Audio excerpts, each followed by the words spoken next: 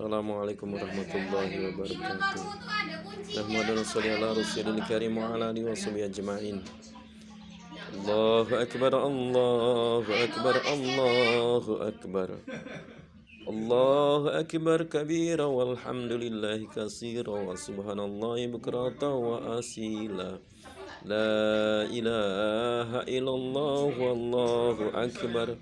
Allahu akbar walillahil hamd. Allah subhanahu wa ta'ala. Tadi malam takbir menggema, bersahut-sahutan dari satu musola, dari satu masjid ke musola yang lain, ke masjid yang lain. Pertanda bahwa Ramadan telah berakhir dan Syawal datang kepada kita. Kita akan menemui satu hari kemenangan, yaitu satu Syawal, Idul Fitri, di mana kita akan kembali ke fitrahnya semula. Pada hari ini alhamdulillah kita sudah bertemukan dengan Idul Fitri kembali, sebagaimana kita dipertemukan dengan Idul Fitri tahun-tahun yang silam. Namun tentu hadirin Allah subhanahu wa ta'ala, ada beberapa orang di antara saudara-saudara kita, kerabat-kerabat kita yang pada Idul Fitri ini sudah tidak ada kembali bersama kita. Seperti kemarin bulan Ramadan ada satu sahabat saya yang sudah meninggal dunia. Kemudian ada beberapa orang saudara-saudara kita juga yang sudah meninggal dunia, yang tahun ini kita tidak bisa bersama lagi. Itulah kehidupan. Semoga apa yang sudah kita laksanakan Ramadan dengan segala pernak-perniknya, baik itu tilawah Al-Qur'annya, sholawat, pembacaan sholawatnya, kemudian tadarus Al-Qur'annya, sodakoh dan amal-amal yang lainnya, ini diterima oleh Allah subhanahu wa ta'ala menjadi amal yang sempurna. Kita hanya berharap semoga yang kita lakukan ini diterima oleh Allah subhanahu wa ta'ala. Namun di sisi lain juga kita harus khawatir kalau amal ibadah kita ini banyak sekali kekurangan, bahkan tidak diterima oleh Allah subhanahu wa ta'ala. Antara khauf dan roja ini harus berpadu dalam diri seseorang. Khauf, takut-takut kalau amal ibadah kita ini rusak, amal ibadah kita ini tercemar oleh hal-hal yang tidak baik di sisi Allah subhanahu wa ta'ala. Tetapi di sisi lain juga kita harus berusaha bagaimana roja ini ada dalam diri kita, berbaik sangka kepada Allah subhanahu wa ta'ala. Dengan limpahan Allah subhanahu wa ta'ala, dengan limpahan rahmatnya Allah subhanahu wa ta'ala, maka amal ibadah kita, segala kekurangan amal ibadah kita ini akan disempurnakan oleh Allah subhanahu wa ta'ala menjadi amal yang sempurna di sisi Allah subhanahu wa ta'ala. Kita dianjurkan banyak-banyak beristighfar.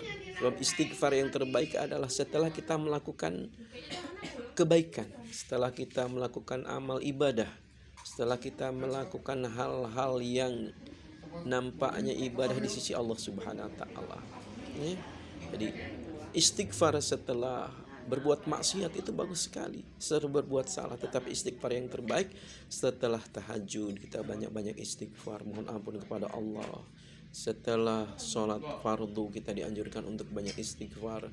Setelah sedekah, setelah puasa di akhir-akhir, khususnya di akhir-akhir Ramadan, kita dianjurkan untuk banyak-banyak beristighfar, mohon ampun kepada Allah subhanahu wa ta'ala atas segala kekurangan, kesalahan selama bulan Ramadan. Dan kemudian kita minta kepada Allah, mohon kepada Allah agar kekurangan itu disempurnakan oleh Allah subhanahu wa ta'ala menjadi amal yang sempurna di sisi Allah subhanahu wa ta'ala.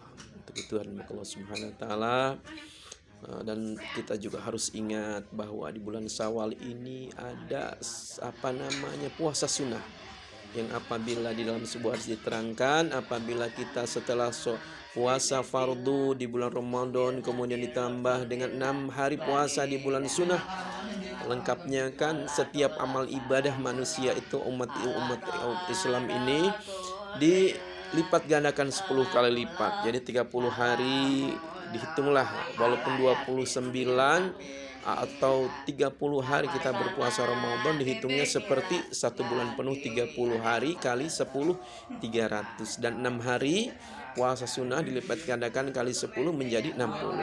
Sehingga seolah-olah kita puasa semalam suntuk, maaf, puasa 1 tahun penuh.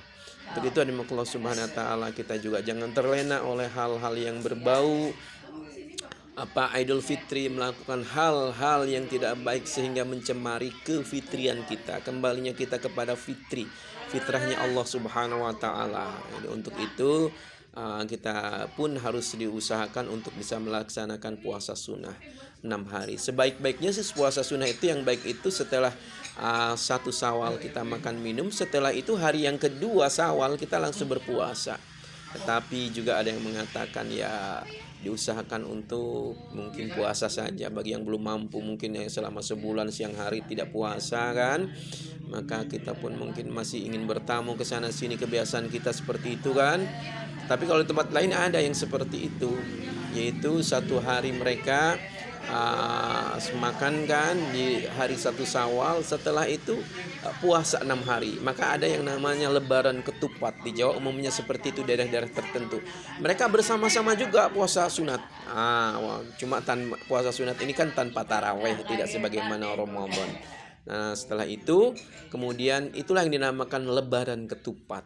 Begitu kan, lebaran ketupat 6 hari. Ya, mudah-mudahan kita diberikan kekuatan oleh Allah kemudian untuk bisa melaksanakannya insyaallah ya. Subhanallah bihamdihi, subhanakallahumma bihamdika, asyhadu an la ilaha illa anta, astaghfiruka wa atubu ilaik. Assalamualaikum warahmatullahi wabarakatuh.